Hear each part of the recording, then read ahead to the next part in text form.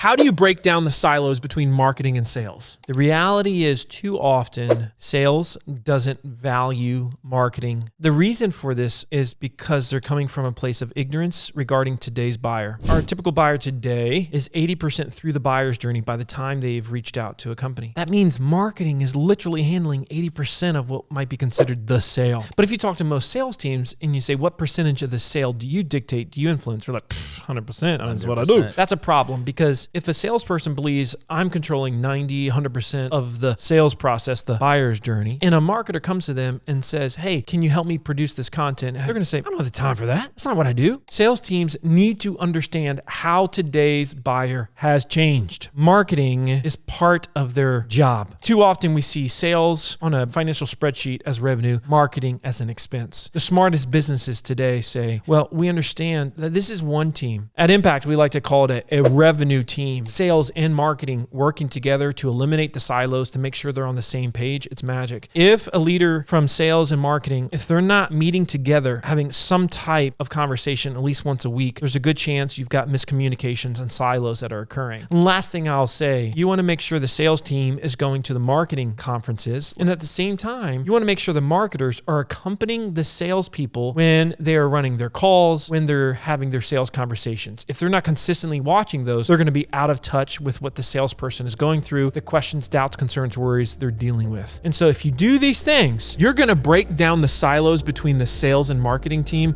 and they will be an incredible revenue team.